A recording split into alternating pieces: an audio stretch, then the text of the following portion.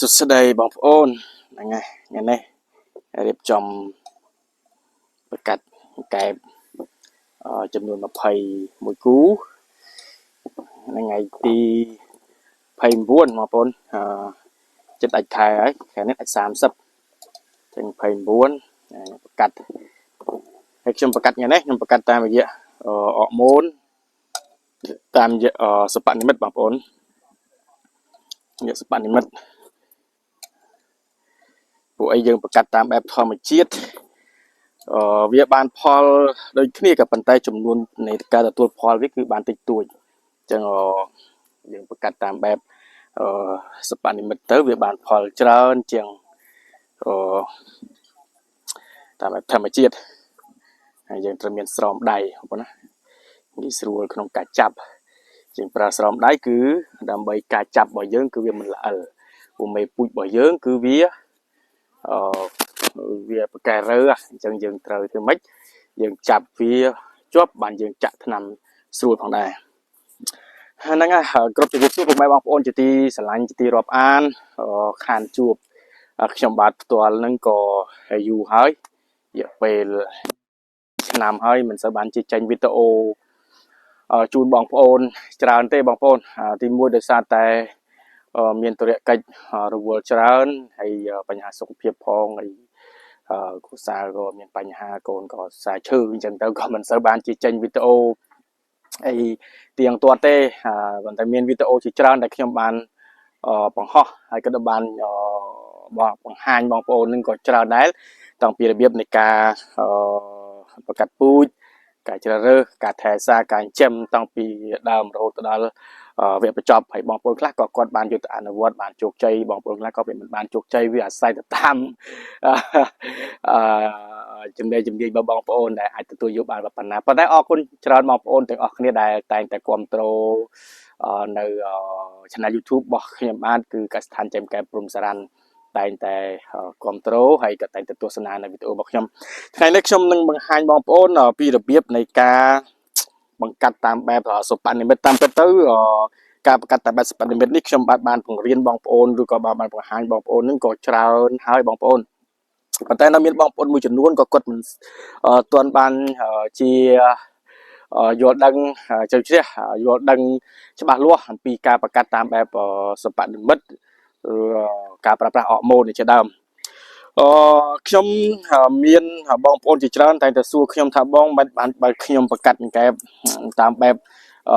សុបនិមិត្តហើយជាវអរម៉ូនពីខាងបងមកហើយមិនបានជាខ្ញុំបង្កាត់វាអត់តលាក់ពងវាអត់មានពងមានអីតាមពិតទៅបងប្អូនការបង្កាត់តាមបែបសុបនិមិត្តនេះគឺប្រទេសនៅលើពិភពលោកជាពិសេសគឺប្រទេសដែលគេជួនលឿនគេប្រើប្រភេទពួនហ្នឹងហើយបងប្អូនព្រោះវាបានផលច្រើនជាងការបង្កាត់តាមបែបធម្មជាតិប៉ុន្តែបងប្អូនត្រូវតែច្បាស់អំពីការប្រើប្រាស់វាផងដែរអរម៉ូនវាមិនមែនជាថ្នាំដែលធ្វើឲ្យមេពូជរបស់យើងមានពងទេបងប្អូនអរម៉ូនវាប្រៀបដូចជាថ្នាំសម្រើបអញ្ចឹងណាដែលធ្វើឲ្យសត្វឬក៏មនុស្សមានប្រតិកម្មនឹងវាក្តៅខ្លួនមានចំណង់ហើយជាដើមហើយដែលធ្វើឲ្យមេពូជហើយដូចជាមេពូជឈ្មោលវាអោបបានយូរហើយដល់កាលណាអោបបានយូរទៅលាក់ពងក៏បានច្រើនដែរអញ្ចឹងមិនមែនជាថ្នាំដែលធ្វើឲ្យមេពូជនឹងដែលមិនមានពងខ្លាចទៅជាមានពងអត់ទេបងប្អូនមិនមានអញ្ចឹងទេអញ្ចឹងអរម៉ូនគឺជាថ្នាំមួយយ៉ាងដែលធ្វើឲ្យបុរសស្ត្រីនឹងចង់នៅជាមួយគ្នាហើយកែបឈ្មោលនឹងកែបមេនឹងវាចង់អោបគ្នាហើយអោបបានយូរណាសរុបមកវិញបងប្អូនណាសរុបមកវិញអញ្ចឹងបងប្អូនយល់ឲ្យច្បាស់អំពីអរម៉ូនយល់ឲ្យច្បាស់អំពីថ្នាំមិនមែនថ្នាំដែលទិញទៅហើយនឹងចាក់នឹងកែបនឹងអាចធ្លាក់ពងឬកែបនឹងអាចមានពងបានទេអញ្ចឹងបានបងប្អូនត្រូវតែសិក្សាឲ្យបានច្បាស់ថាតើកែបរបស់បងប្អូនដែលបងប្អូនត្រូវបង្កាត់នឹងវាច្បាស់ថាវាកែបនឹងវាមានពងនៅកែបនឹងវាគ្រប់ខែគ្រប់ថ្ងៃវានៅគ្រប់ឆ្នាំវានៅហើយវាមានពងបើសិនជាមានពងនេះបងប្អូនណាមានពងគឺចេះ100% ដាក់ទៅដឹងតែបានផលដឹងតែធ្លាក់តែបើសិនជាបងប្អូនអត់ដឹងប្រភពនៃកែបបងប្អូនប្រភពនៃកែបបងប្អូនអាយុប្រហែលខែប្រហែលថ្ងៃបងប្អូនអត់ដឹងផងអាចចេះបានមើលផងអញ្ចឹងការចោលអរម៉ូននេះទៅក៏វាមិនបានផលដែរបងប្អូនតើតែយើងច្បាស់ពីអរម៉ូនច្បាស់ពីមេពូជរបស់យើងតែមេពូជរបស់យើងនឹងវាមានពងហើយនៅ បងប្អូនត្រូវមើលវាឲ្យច្បាស់ណាមើលច្បាស់អញ្ចឹងបងប្អូនមើលវីដេអូនេះហើយបងប្អូនសិក្សាស្វែងយល់បន្ថែមបងប្អូនយកទៅមើលមេពូជរបស់បងប្អូនទៅដឹងហើយបើសិនជាមានពងគឺអូខេ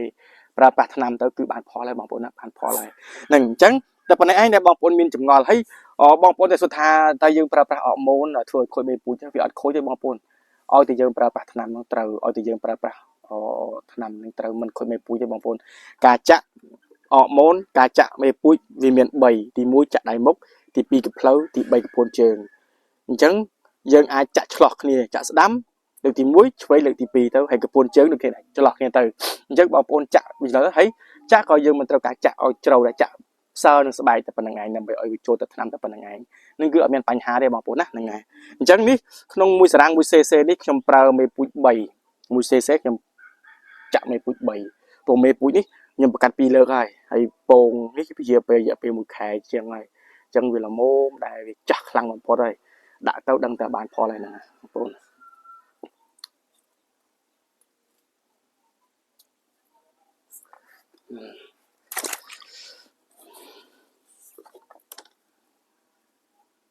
អញ្ចឹងយើងប្រើនេះបងប្អូនណាយើងប្រើស្រោមដៃចឹងទៅចាប់ទៅមេពូជរបស់យើងអត់ល្អិលទេហើយរើក៏អត់នេះដែរណារើក៏រើអត់រួចដែរបងប្អូនដោយសារអីដោយសារតែស្រោមដៃរបស់យើងវាស្អិតហើយបងប្អូនកាលណាស្អិតហើយអញ្ចឹងយើងអត់ភ័យទេបងប្អូនយើងអត់ភ័យថាវារើអីខូចមកជុលខូចអីទេអត់ទេជុលចាក់លេងចង់មុតណាបងប្អូនកុំនិយាយខ្លាំងណាបងប្អូនស្វិតណាកែបមួយឆ្នាំកន្លះអញ្ចឹងស្បែកវាគឺស្វិតណាស្វិតយូរតែមែនទេ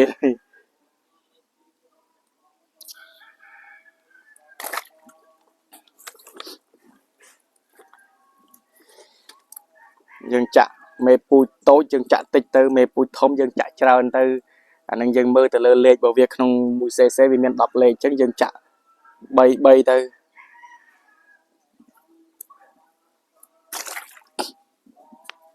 មេពូជរបស់ខ្ញុំនេះមេពូជវាចូលមួយចាប់ពី4ខាំដល់6ខាំ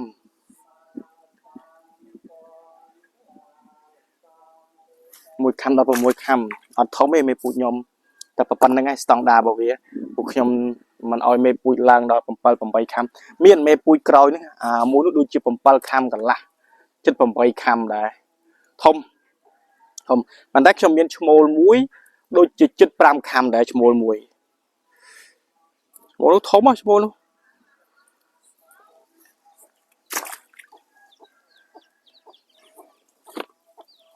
នេះចូល4ខាំ5ខាំហើយមួយនេះ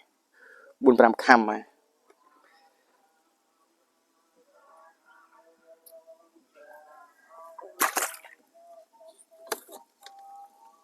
សិតតែពងពេញហ្នឹងបងប្អូនព្រោះអីចាស់ខែហើយ